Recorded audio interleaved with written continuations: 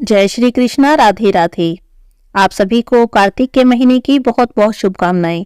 कार्तिक का महीना शुरू हो गया है और आज से मैं आपको कार्तिक मास महात्म्य और कार्तिक में सुनी जाने वाली कहानियां सुनाऊंगी। रोज मैं आपको एक महात्म्य का अध्याय सुनाऊंगी और साथ ही साथ रोज की 5 कहानियां भी सुनाऊंगी। तो चलिए सुनते हैं कार्तिक मास के पहले दिन की कहानियां। एक बार नैमिषारण्य तीर्थ में श्री सूत जी ने 88,000 सनकादिक ऋषियों से कहा कि अब मैं आपको कार्तिक मास की कथा विस्तार से सुनाता हूँ, जिसका श्रवण करने से मनुष्य के सभी पाप नष्ट हो जाते हैं और अंत समय में वैकुंठ धाम की प्राप्ति होती है। सूत जी ने कहा कि श्री कृष्ण जी से अनुमति लेकर देवऋषि नारद जी के चले जाने के बाद देवी सत्यभामा प्रसन्न होकर भगवान श्री कृष्ण से बोली, हे प्रभु, मैं धन्य हुई, मेरा जन्म सफल हो गया। मुझ जैसी त्रिलोक्य सुंदरी के जन्मदाता भी धन्य हैं, जो आपकी 16,000 स्त्रियों के बीच में मैं आपकी परम प्यारी पत्नी बनी। मैंने आपके साथ नारद जी को वह कल्प वृक्ष आदि पुरुष विधि पूर्वक दान में दिया, परंतु वही कल्प वृक्ष मेरे घर में लहराया करता है। यह बात मृत्युलोक में किसी स्त्री को ज्ञात नहीं है। हे त्रिलोकीनाथ, मैं आपसे कुछ पूछने की इच्छा रखती हूँ। आप मुझे कृपा करके कार्तिक महात्म्य की कथा विस्तार से सुनाइए, जिसको सुनने से मेरा हित हो सके और जिसको करने से कल्प पर्यंत भी आप मुझसे विमुख न हो। सूत जी आगे बोले कि देवी सत्यभामा के ऐसे वचन सुनकर भगवान श्री कृष्ण हंसते हुए देवी सत्यभामा का हाथ पकड़कर और अपने सेवकों को वहीं रुकने के लिए कहकर विलास युक्त अपनी पत्नी को कल्प वृक्ष के नीचे ले गए और फिर हंसकर बोले, हे प्रिय, 16,000 रानियों में से तुम मुझे प्राणों के समान प्यारी हो। तुम्हारे लिए मैंने इंद्र और देवताओं से विरोध किया था। हे कांते, अब जो तुमने बात मुझसे पूछी है उसके बारे में सुनो। एक दिन मैंने तुम्हारी इच्छा पूर्ति के लिए गरुड़ पर सवार होकर इंद्रलोक में जाकर कल्प वृक्ष मांगा। इंद्र के द्वारा मना किए जाने पर इंद्र और गरुड़ में घोर संग्राम हुआ और गोलोक में भी गरुड़ जी ने गौ से युद्ध किया। गरुड़ जी की चोंच की चोट से उनके कान और पूंछ कट कट कर गिरने लगी, जिससे 3 वस्तुएं उत्पन्न हुई। कान से तंबाकू, पूंछ से गोभी और रक्त से मेहंदी बनी। इन तीनों का प्रयोग करने वाले को मोक्ष नहीं मिलता। तब गौ ने भी क्रोधित होकर गरुड़ जी पर वार किया, जिससे उनके 3 पंख टूटकर गिरे। पहले पंख से नीलकंठ, दूसरे से मोर और तीसरे से चकवी उत्पन्न हुए। हे प्रिय, इन तीनों का दर्शन करने मात्र से शुभ फल की प्राप्ति होती है। यह सुनकर देवी सत्यभामा बोली, हे प्रभु, कृपा करके मुझे मेरे पूर्व जन्मों के विषय में बताइए। मैंने पूर्व जन्म में कौन कौन से दान, व्रत या जप नहीं किए हैं? मेरा स्वभाव कैसा था? मेरे जन्मदाता कौन थे और मुझे मृत्युलोक में जन्म क्यों लेना पड़ा? मैंने ऐसा कौन सा पुण्य कर्म किया था जिससे कि मैं आपकी पत्नी हुई? तब श्री कृष्ण ने कहा, हे प्रिय, अब मैं तुम्हारे द्वारा पूर्व जन्म में किए पुण्य कर्मों को विस्तार से कहता हूँ, तुम ध्यान से सुनो। पूर्व समय में सतयुग के अंत में मायापुरी में अत्रि गोत्र में वेद वेदांत का ज्ञाता देव शर्मा नाम का एक ब्राह्मण निवास करता था। वह प्रतिदिन अतिथियों की सेवा करता, हवन करता और सूर्य भगवान की पूजा करता। वह सूर्य के समान ही तेजस्वी था। वृद्धावस्था में उसे गुणवती नाम की एक कन्या प्राप्त हुई। उस पुत्रहीन ब्राह्मण ने अपनी कन्या का विवाह अपने ही चंद्र नामक एक शिष्य के साथ कर दिया। वह चंद्र को अपने पुत्र के समान ही मानता था और चंद्र भी उसे पिता के सब भांति ही सम्मान देता था। एक दिन वे दोनों कुश और समिधा लेने के लिए जंगल में गए। जब वे हिमालय की तलहटी में भ्रमण कर रहे थे, तब वहां उन्हें एक राक्षस आता हुआ दिखाई दिया। उस राक्षस को देखकर भय के कारण उनके अंग शिथिल हो गए और वे वहां से भागने में भी असमर्थ हो गए। तब उस काल के समान राक्षस ने उन दोनों को मार डाला। अब क्योंकि वे धर्मात्मा थे, इसीलिए मेरे पार्षद उन्हें मेरे वैकुंठ धाम में ले आए। मेरे पास आकर उन दोनों ने आजीवन सूर्य भगवान की पूजा की थी। इस कारण मैं उन दोनों पर अति प्रसन्न हुआ। गणेश जी, शिव जी, सूर्य और देवी, इन सब की पूजा करने वाले मनुष्य को स्वर्ग की प्राप्ति होती है। मैं एक होता हुआ भी काल और कर्मों के भेद से 5 प्रकार का होता हूँ। जैसे एक देवदत्त, पिता, भ्राता आदि नामों से पुकारा जाता है, जब वे दोनों विमान पर आरूढ़ होकर सूर्य के समान तेजस्वी, रूपवान और चंदन की माला धारण किए हुए मेरे भवन में आए, तब वे दिव्य भोगों को भोगने लगे। यहाँ पर कार्तिक महात्म्य का पहला अध्याय समाप्त होता है। अगले अध्याय की कथा हम कल सुनेंगे। अब हम सुनेंगे कार्तिक महात्म्य के साथ सुनी जाने वाली कार्तिक मास की कहानियां। सबसे पहले सुनते हैं गणेश जी की कहानी। एक बुढ़िया माई थी, मिट्टी के गणेश जी की रोज पूजा करती, रोज बनाती, रोज गल जाते। एक सीट का मकान बन रहा था, तब वह वहां गई और कहने लगी कि मैं रोज गणेश जी की पूजा करती हूँ, रोज बनाती हूँ, रोज गल जाते हैं, तुम मेरे लिए पत्थर के गणेश बना दो। तब मिस्त्री नहीं माने और कहने लगे कि इतने में हम तुम्हारे पत्थर के गणेश बनाएंगे, उतने में तो अपनी दीवार न छिन लेंगे। बुढ़िया दुखी हो गई और बोली कि राम करे तुम्हारी दीवार ही टेढ़ी हो जाए। अब उनकी दीवार टेढ़ी हो गई। वो चिनते और दीवार को ढा देते, चिनते और ढा देते। करते करते शाम हो गई। शाम को सेठ आया। उसने देखा आज तो कुछ भी नहीं किया। तब वह पूछने लगा कि आज कुछ काम क्यों नहीं किया। तब मिस्त्री कहने लगे कि हमने तो सारा दिन काम किया, लेकिन एक बुढ़िया आई थी, कह रही थी कि मेरा पत्थर का गणेश बना दो। हमने नहीं बनाया, तब उसने कहा कि तुम्हारी दीवार टेढ़ी हो जाए। अब हम जो भी दीवार बनाते वो टेढ़ी हो जाती। तब सेठ बुढ़िया के पास गया और कहने लगा कि मैं तेरा सोने का गणेश बनवा कर दूंगा, हमारी दीवार सीधी कर दो। तब सेठ ने बुढ़िया को सोने के गणेश जी बनवा कर दिए। सेठ की दीवार सीधी हो गई। हे गणेश जी भगवान, जैसे सेठ की दीवार सीधी की, वैसे सबकी करना। बोलिए गजानन गणेश की जय हो। अब सुनते हैं तुलसी माता की कहानी।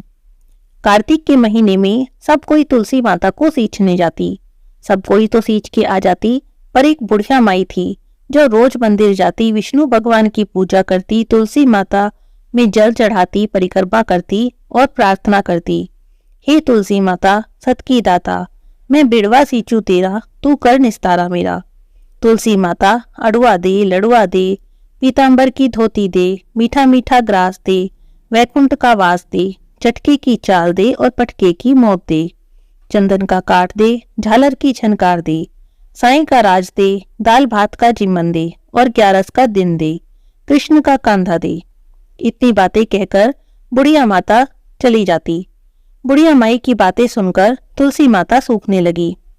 एक दिन भगवान ने पूछा कि देवी तुम सूखती क्यों जा रही हो। तब तुलसी माता बोली, भगवान मेरेपन की पूछो मत। तब भगवान हंसकर कहने लगे कि मैं नहीं पूछूंगा तो कौन पूछेगा। अब बताओ तुम क्यों सूखने लगी। तब तुलसी माता ने कहा कि एक बुढ़िया माई आती है और रोजाना इतनी बात कहकर चली जाती है।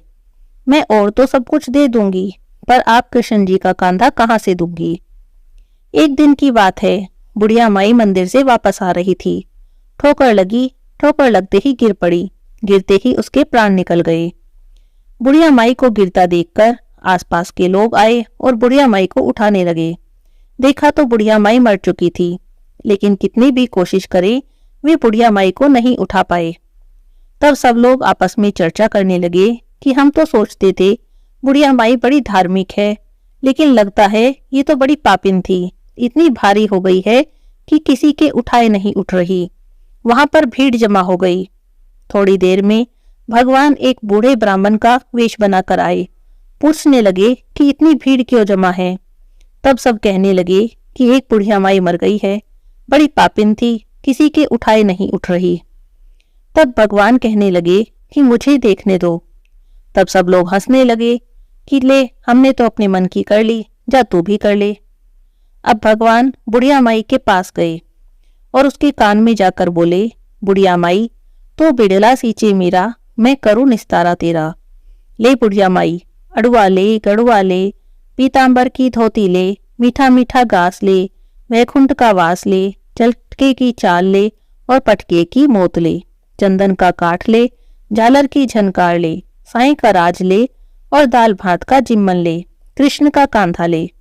बस इतनी बात सुननी थी कि बुढ़िया माई हल्की हो गई और भगवान अपने कंधे पर उसे ले गए। बुढ़िया माई की मुक्ति हो गई।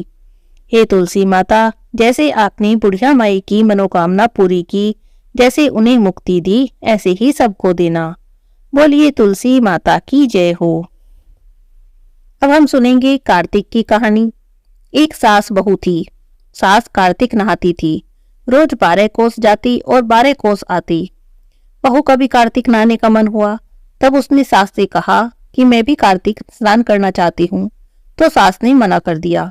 बहू बेचारी बड़ी दुखी हुई, लेकिन वो घर में ही कार्तिक नहाने लगी। कठड़िया में पानी डालकर कहती कि मन चंगा तो कठौती में गंगा।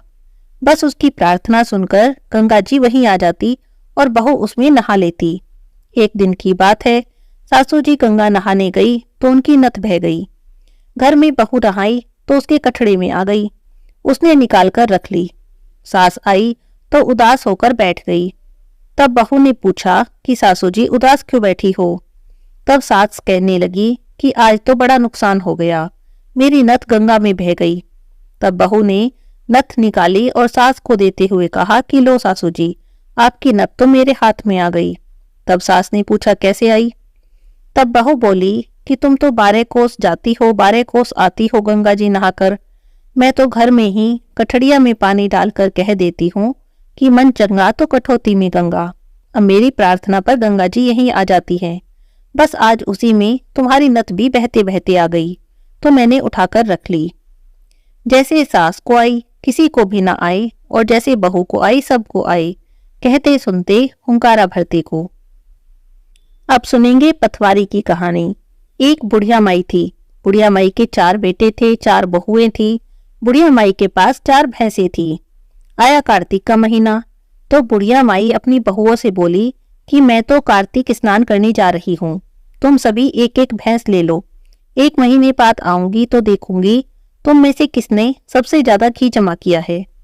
अब उसकी 3 बड़ी बहुएं तो बड़ी चालाक थी, लेकिन छोटी बहू बड़ी सीधी सादी थी। उसे ना दूध पिलोना आता था और ना घी निकालना आता था। अब सासू माँ तो एक एक भैंस देकर कार्तिक स्नान को चली गई।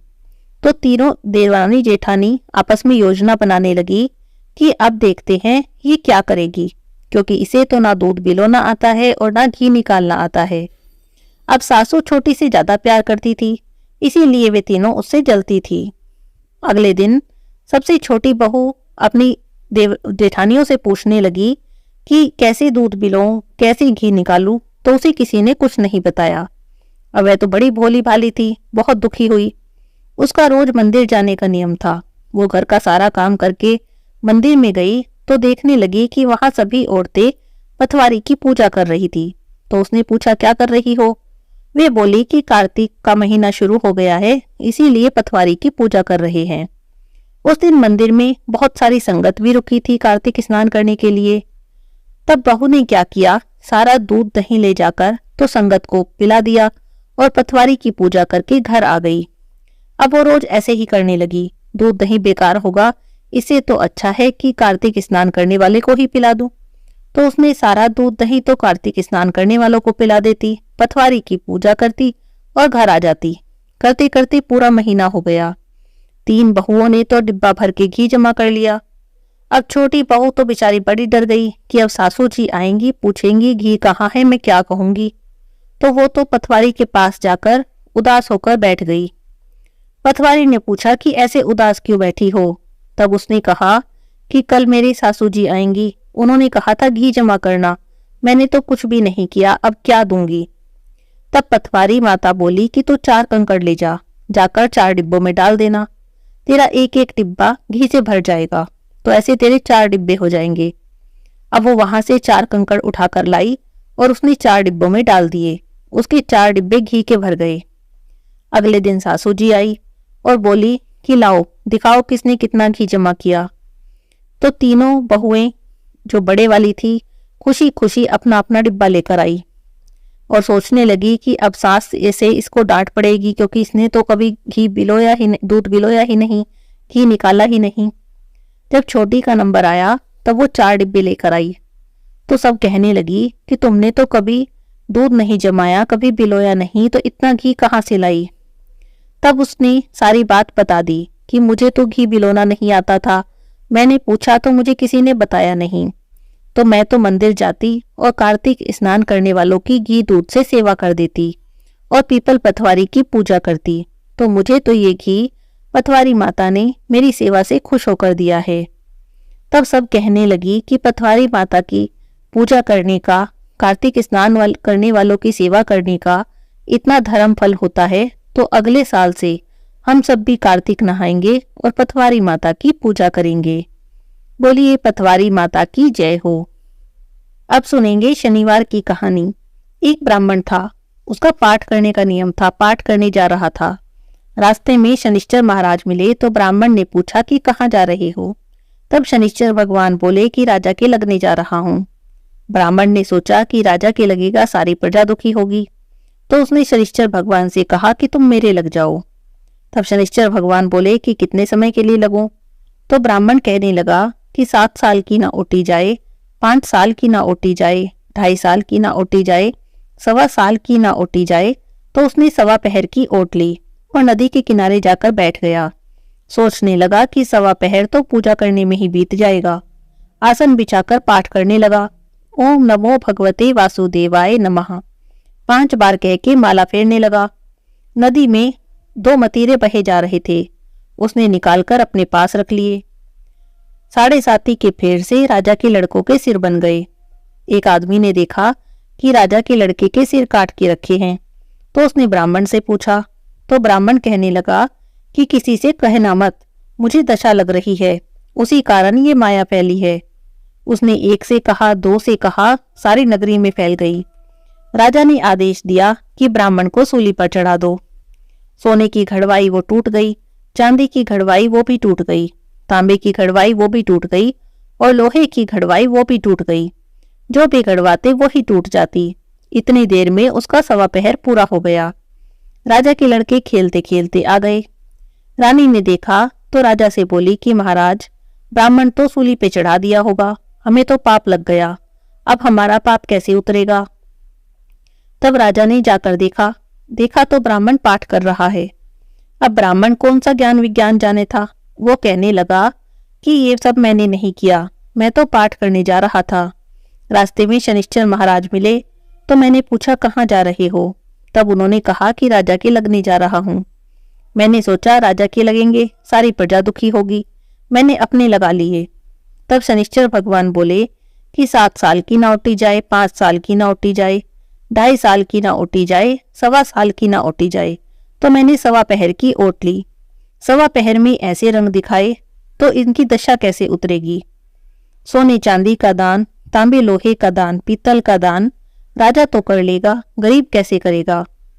तब ब्राह्मण कहने लगा कि गरीब तेल की पाली, गुड़ की डली डकोत को दे दे, 7 बार पीपल में जल चढ़ा दे और कह दे कि शनिदेव मोटा कभी न आवे टोटा, शनिवार की घड़ी घड़ी ले 70 बला टले। ऐसा 7 बार कह दे, 7 बार जल चढ़ा दे तो सारी बला टल जाए। बोलो शनिश्चर भगवान की जय हो। ये थी कार्तिक मास के पहले दिन की कहानियां। अगर आपको कहानियां अच्छी लगी हैं तो चैनल को सब्सक्राइब करें ताकि आप रोज ऐसी ही कहानियां सुनते रहें। हरे कृष्णा, राधे राधे।